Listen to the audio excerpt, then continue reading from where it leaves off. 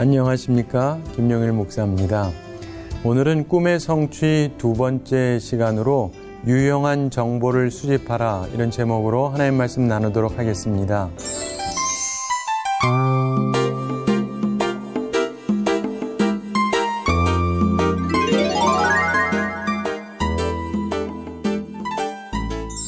우리가 살아가면서 매일매일 선택을 하면서 살게 되죠.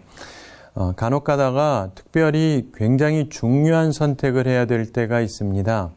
그런데 때로 사람들이 자기가 지금 얼마나 중요한 선택의 때인지를 잘 모를 때가 있습니다. 결정적인 순간에 선택을 해야 될 때 우리가 지혜로운 선택을 할 수도 있고 어리석은 선택을 할 수도 있는데, 물론 우리는 지혜로운 선택을 해야 될 것입니다. 그런데 지혜로운 선택을 하려면요, 우선 유용한 정보를 수집해야 됩니다. 상황에 대한 정확한 이해가 필요한 것이죠. 오늘 본문에서 보면은 여호수아가 유용한 정보를 수집하는 내용이 나오고 있습니다. 정탐꾼을 보내서 유용한 정보를 수집하는 것입니다. 예전에 베스트셀러 중에 하나로 Who Moved My Cheese? 누가 내 치즈를 옮겼을까? 이런 책이 있었습니다. 스펜서 존슨이 쓴 책인데 37개 언어로 2,600만 부 이상 팔린 책이죠. 읽어본 분들 많이 계실 텐데 짧은 우화를 담은 이야기입니다. 기본적으로 이런 이야기죠. 2마리의 생쥐 그리고 2명의 꼬마 인간이 살았다는 겁니다. 근데 모두 다 치즈를 찾아다녔습니다. 그런데 이 두 생쥐, 스니프하고 스커리는 직관력이 뛰어납니다. 그래서 길을 따라가다가 치즈가 없으면 방향 바꿔서 다른 길로 갑니다. 이들이 어느 날 치즈 창고 C를 찾습니다. 그래서 거기서 매일 맛있게 먹으면서 살았습니다. 그런데 생쥐들은요, 어제하고 오늘 어떤 변화가 있는지를 항상 확인을 합니다. 그러다가 어느 날 창고에 치즈가 하나도 안 남았습니다. 그때 생쥐들은 놀라지 않았습니다. 왜냐하면 치즈가 본래 많았지만 재고량이 매일 줄어들고 있었다는 걸 이미 알고 있었기 때문에 놀라지 않습니다. 언젠가 이런 일이 올 거라는 걸 감지하고 있었기 때문이죠. 그래서 치즈가 다 사라지니까 다시 새로운 창고를 찾아서 나서게 됩니다. 생쥐들에게 있어서 이 문제하고 해결책은 굉장히 간단했습니다. C 창고의 상황이 바뀌었죠. 그러니까 자기도 바뀌기로 결정한 것입니다. 그런데 반대로 꼬마 인간 2명, 이 햄과 허, 이 두 사람은 치즈가 보이지 않으니까 당황합니다. 그리고 소리를 칩니다. 치즈가 사라졌어. 그러면서 말합니다. 누가 내 치즈를 옮겼을까? 옮기긴 누가 옮겨요? 자기들이 다 먹었죠. 근데 그러면서 어떻게 나한테 이런 일이 일어날 수 있는 거냐? 그러면서 충격으로 얼어붙어 있습니다. 그러면서 이들에게 있어서 이 치즈라고 하는 것은 행복의 상징물이었는데, 그리고 이들에게 생활의 보장이고 미래의 안정이었습니다. 근데 이 햄과 허는 계속 헛기침만 하면서 어찌할 바를 몰라서 머뭇머뭇거립니다. 그리고 그 다음 날에도 다시 창고 C에 와서 치즈를 찾습니다. 어디 갔나 하고. 물론 찾을 수가 없죠. 이렇게 꼬마 인간들은 갈팡질팡하면서 많은 시간을 보냈습니다.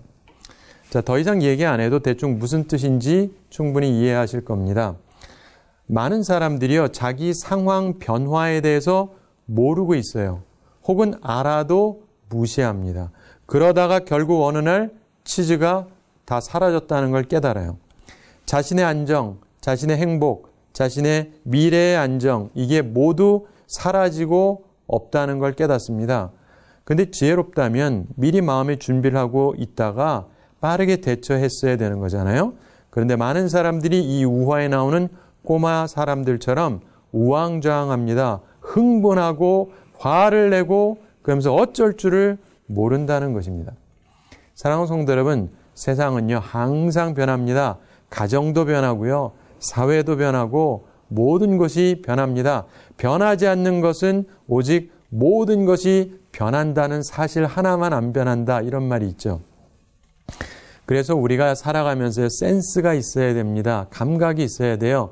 상황 변화를 잘 분석하고 있어야 됩니다. 그래서 잘 선택을 해야 하는 것입니다. 그래야 꿈의 성취가 가능한 것입니다. 그런데 그러려면 우선 유용한 정보를 수집해야 됩니다. 아무 쓸모없는 정보 말고 잘못된 정보 말고 유용하고 제대로 된 정보를 가지고 있어야 되는 것입니다. 한 가지 실제적인 예를 하나 설명하겠습니다. 저희 아버지가 목사님이셨어요. 그러면서 저희 아버지 세대 목사님들은 모두 다 이 영락교회 한경직 목사님을 다 존경하셨어요. 그러면서 저한테 저희 아버님께서 제가 중학교 시절에 한번 부르시더니 나중에 크면 미국에 가서 프린스턴 신학교 가서 공부하라 그러셨어요. 한경직 목사님이 거기서 했으니까. 그러면서 한 목사님은요, 한국에서 신학을 공부하지 않으셨습니다. 미국에서 공부하셨죠. 프린스턴에서 공부하고 그리고 한국에 오셔서 가르치셨죠. 그리고 이제 목회를 하셨는데, 그런데 많은 분들이 생각보다 잘 모르는 게 있습니다. 미국에 가서 공부하면 돈이 많이 든다고 생각을 해요.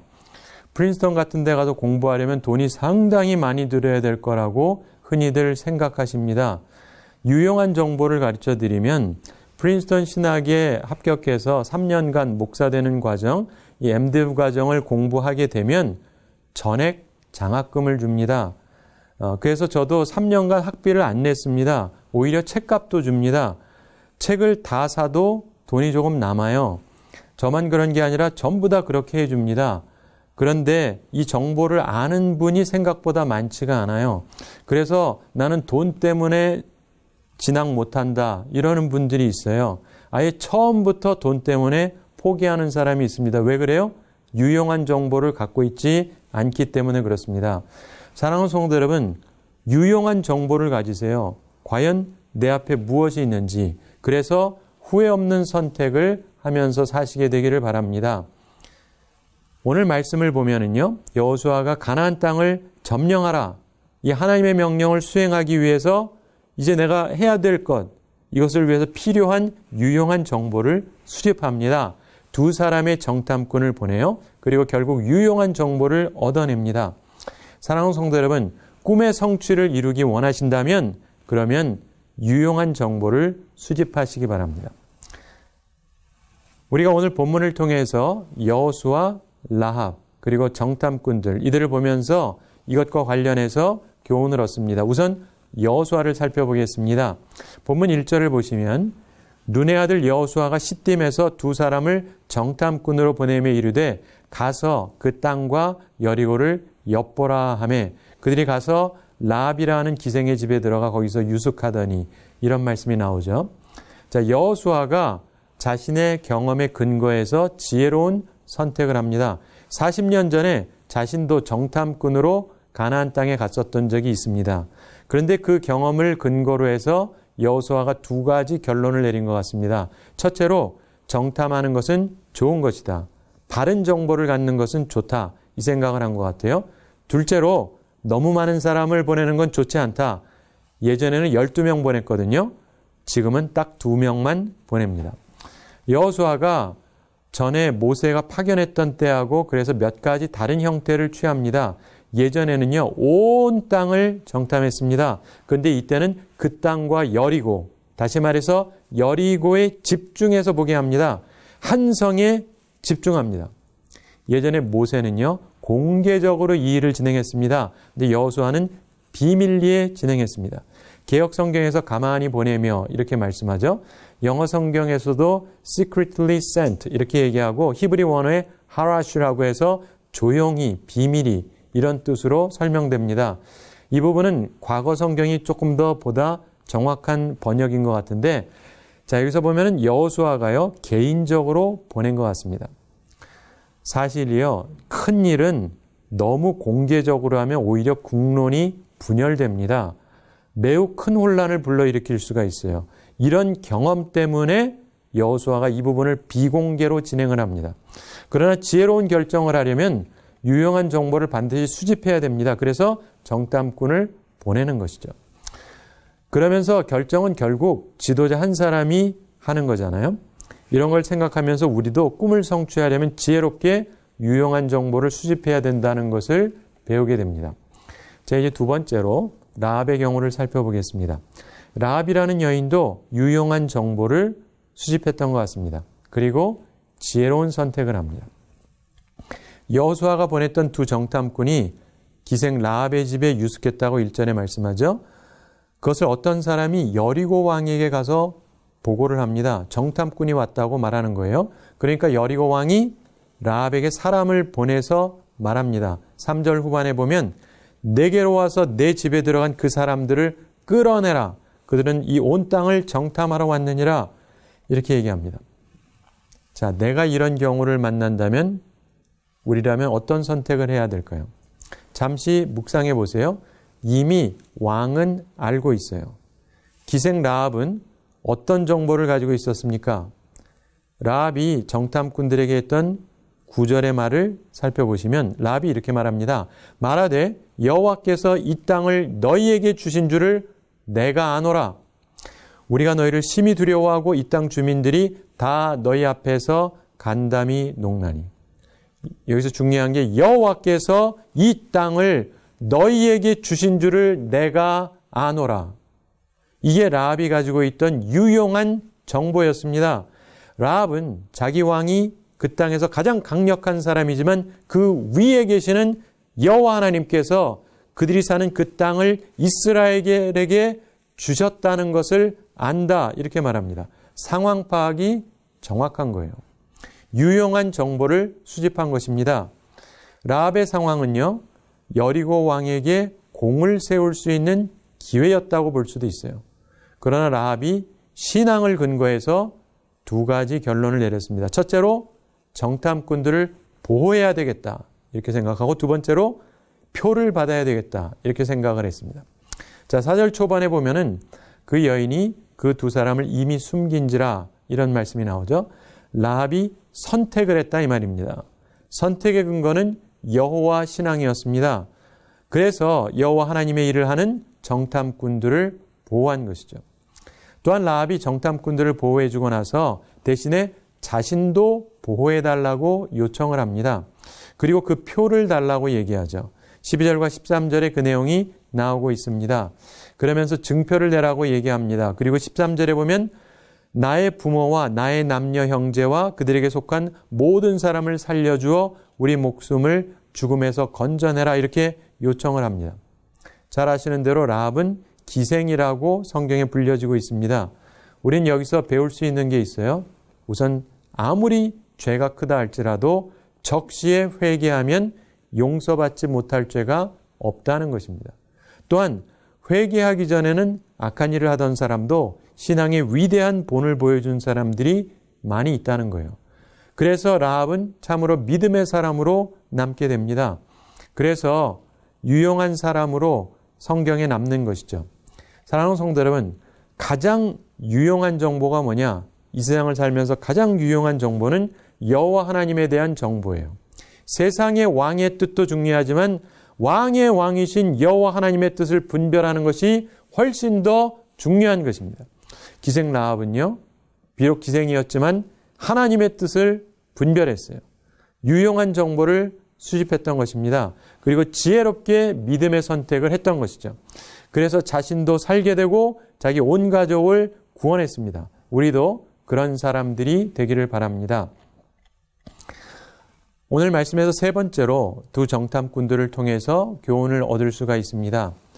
그 내용을 살펴보면 두 정탐꾼들이 라합에게 뭐라고 하냐면 14절을 보시면 그 사람들이 그에게 이르되 내가 우리의 이 일을 누설하지 아니하면 우리의 목숨으로 너희를 대신할 것이요 여호와께서 우리에게 이 땅을 주실 때에는 인자하고 진실하게 너를 대우하리라 이렇게 얘기합니다. 이 두 사람도 유용한 정보를 수집했습니다. 라합을 통해서 얻은 것이죠. 또한 라합이 자신들을 보호해 주었습니다. 그래서 자기들도 라합과 그 가족의 목숨을 보호해 주겠다고 약속합니다. 우리의 목숨으로 너희를 대신할 것이요. 예전에 개역성경에서 우리의 생명으로 너희를 대신이라도 할 것이요 이렇게 말했습니다. 좋은 번역인데, 자, 그러면서 이 땅을 얻게 되면 인자하고 진실하게 너를 대우하리라 이렇게 말합니다. 지혜로운 선택을 한 것입니다. 우리는 본문을 통해서 믿음, 소망, 사랑 이 세 가지가 잘 조화된 모습을 보게 됩니다. 이 속에서 역사가 이루어진 것입니다. 꿈의 성취가 이루어진 것이죠.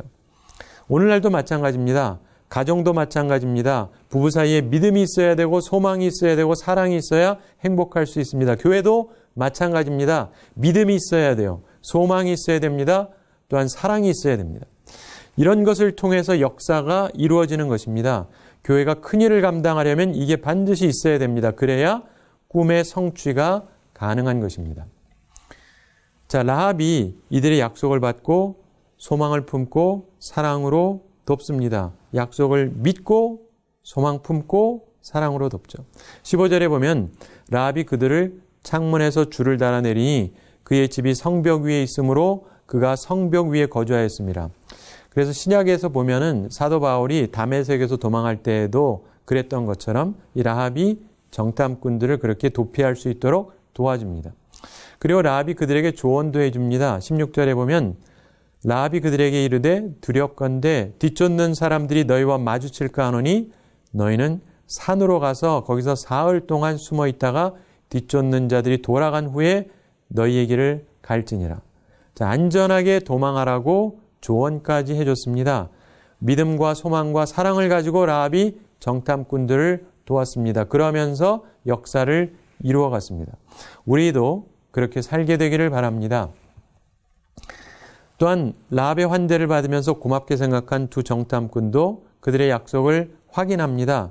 17절에 보면 그 사람들이 그에게 이르되 내가 우리에게 서약한 이 맹세에 대하여 우리가 허물이 없게 하리니 이렇게 말하죠.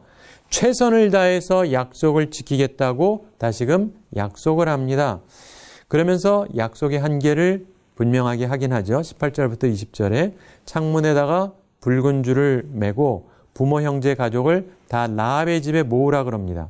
그리고 19절 초반에 보면은 누구든지 내 집 문을 나가서 거리로 가면 그의 피가 그의 머리로 돌아갈 것이요 우리는 허물이 없으리라. 집 문을 나가면 안 된다는 거예요. 설정 범위를 벗어나면 화를 부른다는 것입니다. 바로 이것은 예수 그리스도와 교회를 상징한다. 우리는 이렇게 봅니다. 구원을 받으려면 예수 그리스도 안에 있어야 된다는 것이죠. 사랑하는 성도 여러분, 우리가 항상 주님 안에 거해야 됩니다. 그러면서 20절에서 이 일을 절대 누설하지 말라고 얘기합니다. 비밀을 지키라는 거죠. 무슨 말이냐? 서로 지켜야 될 바가 있다는 것입니다. 결국 이들도 라합을 믿고 그의 말대로 합니다. 소망을 품고 이별합니다. 그리고 사랑으로 약속을 합니다. 하나님께서 보호해 주실 것을 우리가 믿는다라고 하는 건 분명히 필요하고 좋은 것인데 하나님께서 나를 지켜주실 거다라고 말하면서 고의적으로 자신을 위험에 노출시키는 것은 지혜롭다고 말할 수가 없습니다. 우리가 하나님을 믿어야지 하나님을 시험하면 안 되는 것이죠. 내가 만난 특별한 만남, 그 가치를 귀하게 여겨야 됩니다. 이 특별한 사람과의 만남, 이것을 잘 지켜가야 되는 것이죠. 그리고 많은 성서학자들이 생각하기를 바로 이 정탐꾼 중에 한 명이 이후에 이 라합과 사랑하고 결혼한 것으로 봅니다. 정말 아름다운 드라마 같은 이야기죠. 여러분 잘 아시는 대로 라합은 이후에 이스라엘 왕 다윗의 조상이 됩니다. 다윗은 그 가문에서 예수 그리스도가 나오고요. 자, 보면은 라합이 순종을 하는데 21절을 보시면 라합이 이르되 너희의 말대로 할 것이라 하고 그들을 보내어 가게 하고 붉은 줄을 창문에 매니라. 붉은 줄, 영어에서는 이 진홍색 줄로 표현하고 있는데 본래 원어가 그렇긴 합니다. 근데 이게 구원의 표가 됩니다. 말씀에 순종해야 구원의 역사, 기적의 역사를 체험하게 되는 것입니다. 그러면서 22절에 보면은 정탐자들이 라합의 말을 따름으로 위험을 피하게 됩니다. 그리고 23절에 보면 여호수아에게 가서 보고를 하죠. 그 가운데 라합과의 약속을 말했을 것입니다. 그리고 여호수아가 그들의 약속을 인준해 준 것 같습니다. 마지막 절 24절을 보면 또 여호수아에게 이르되 진실로 여호와께서 그 온 땅을 우리 손에 주셨으므로 그 땅의 모든 주민이 우리 앞에 간담이 녹더이다 하더라. 무슨 말이냐면 좋은 소식을 전한 것입니다. 복음은 좋은 소식인데 이 복음을 전달했다라고 할 수 있는 것입니다. 정탐자들이 무사히 귀환하고 큰 용기를 불러 일으켜줬습니다. 성령의 감동을 받은 사람들로서 여호수아에게 새로운 용기를 불어 넣어줬던 것입니다. 이들의 무사 귀환이 여호수아의 입장에서는 용기가 되고 또한 이게 선한 징조가 되었을 것입니다. 하나님의 크신 배려의 표시가 된 것입니다. 그리고 특별히 정탐꾼들이 가져온 보고가 더 고무적인 것이었는데, 왜냐하면 그 땅의 모든 거민들이 우리 때문에 간담이 녹았다. 그야말로 하나님께서 온 땅을 우리 손에 붙여주셨으니까 그들은 모두 우리들의 것이다. 이런 고백이 담겨 있었기 때문입니다. 결국 여호수아는 유용한 정보를 수집한 것입니다. 그리고 그것을 근거로 해서 자신감을 가지고 꿈의 성취를 이룩할 수가 있었습니다. 정탐자들도 유용한 정보를 수집해서 전달했습니다. 그래서 여호수아와 함께 꿈의 성취를 이루었습니다. 그리고 라합도 여호와 하나님에 대한 유용한 정보를 수집했고 그리고 믿음의 삶을 선택했습니다. 세속적인 삶이 아니라 믿음의 삶을 이제는 선택했고 그러면서 꿈의 성취를 이후에 이루게 되는 것입니다. 사랑하는 성도 여러분, 꿈의 성취를 위해서 여러분의 사명을 위해서 필요한 유용한 정보를 수집하시기 바랍니다. 그리고 내 속에 믿음, 소망, 사랑 이 세 가지를 가지고 사시기 바랍니다. 그래서 여러분의 삶에서 꿈의 성취를 이룩하면서 살아가시게 되기를 바랍니다. 제가 한 가지 이야기를 말씀드리면서 오늘 말씀을 정리하도록 하겠습니다. 여러분, 보통 학생이 공부하면서 좋은 학교에 진학을 하면서 좋은 미래를 꾸려가려는 생각을 합니다. 근데 예전에 네덜란드에서 어떤 한 학생이 고등학교 시절에 졸업을 앞두고는 불미스러운 사고를 일으켰습니다.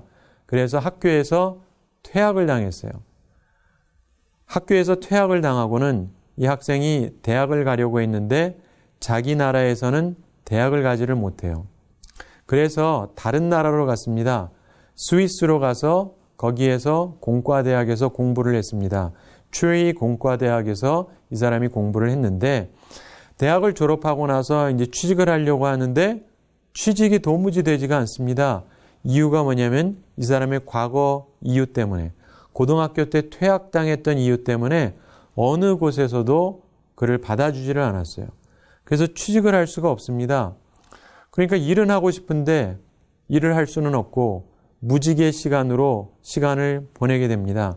젊은 청년이 자기가 시간은 있는데 아무것도 할 일이 없고, 그런데 그 시간을 어떻게 해야 될까요? 자, 이 청년은 이 시간을 충전의 시간으로 삼았습니다. 그리고 그저 아무것도 할 수 없기 때문에 아무것도 안 하고 무의도식한 것이 아니라 그 시간에 열심히 나름대로 연구를 했어요. 무섭게 연구하면서 자기 시간을 채워나갔습니다. 그러다가 이 청년이 나중에 여러분 잘 아시는 엑스레이를 개발하는 세계적인 과학자가 됩니다. 그러면서 그가 나중에 대학 총장까지 됩니다. 자, 이 이야기에서 우리가 보는 것이 무엇입니까? 사람이 살아가면서 중요한 것은요, 각 분야에서도 그렇고 유용한 정보를 수집하면서 내가 내 미래를 준비해 나갈 때 꿈의 성취를 이룩할 수 있는 것입니다. 그저 아무것도 안 하고 손 놓고 있다가 무엇이 주어진다기보다 우리에게 어떤 사명이 주어졌을 때 내게 어떤 꿈이 있다라고 한다면 그 꿈을 이루기 위해서 유용한 정보들을 수집을 해야 돼요. 그리고 그것과 관련된 것들을 많이 알면서 옳은 정보, 유용한 정보를 많이 수집해야 됩니다. 그러면서 거기에 맞춰서 적절하게 우리의 일을 할 수가 있는 것이죠. 그리고 그렇게 살게 될 때 우리들에게 주어진 삶 속에서 여러 가지 역경이 있다 할지라도 결국은 꿈을 성취할 수 있는 사람이 된다는 것입니다. 바라기는 오늘의 말씀을 기억하면서 꿈의 성취를 위해서 유용한 정보를 수집하고 시간을 낭비하지 말고 충전의 시간으로 삼고 연구하고 내 발전을 위해서 노력하는 가운데 꿈의 성취를 이룩하며 살아가는 우리 모두가 되기를 바랍니다. 우리 한 주 동안 지나면서도 꿈의 성취를 위해서 유용한 정보를 수집하며 살아가고 그래서 꿈의 성취를 이루는 우리 모두가 되기를 바랍니다. 감사합니다.